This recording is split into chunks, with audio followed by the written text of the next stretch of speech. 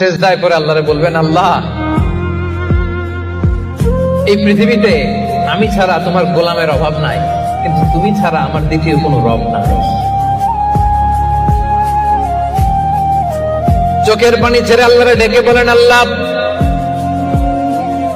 এই জমিনে আমি ছাড়া তোমার গোলামের কোনো অভাব নাই, কিন্তু তুমি ছাড়া দ্বিতীয় কোনো রব আমার নাই, তুমি ছাড়া দ্বিতীয় কোনো জায়গায় চাওয়ার সুযোগ আমার নাই। চোখের পানি ছেড়ে আল্লাহরে বলেন, আল্লাহ কোরআনে তুমি শিখিয়েছো ফরিয়াদীদেরকে কেউ যদি চায় ওই ফরিয়াদীদেরকে বারণ করা যায় না, তুমি কেমন করে এই অভাগা ফরিয়াদীকে আজকে ফিরিয়ে দিবা?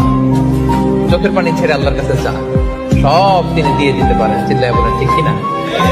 গোটা বিশ্বের সবাই আমাদের যার যা লাগবে সব যদি আল্লাহর কাছে চাই, আল্লাহ যদি সবাইকে সবকিছু দিয়ে দেয়, আল্লাহ বলে আমার ক্ষমতার 1 ইঞ্চিও কমবে না। চিল্লায় বলেন ঠিক কিনা?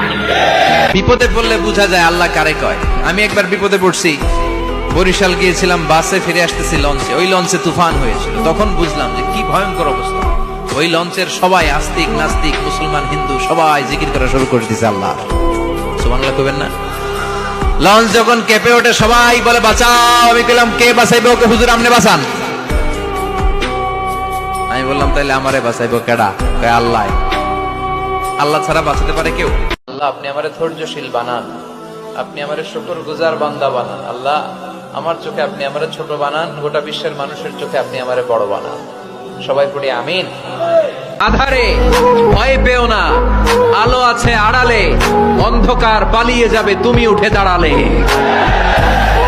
নিজেকে দাঁড়াতে হবে, নিজের সাথে নিজের শক্ত বোঝাপড়া করতে হবে। অন্যের দোষ খোঁজার সময় আমাদের নাই। চিল্লায় বলো ঠিক কিনা?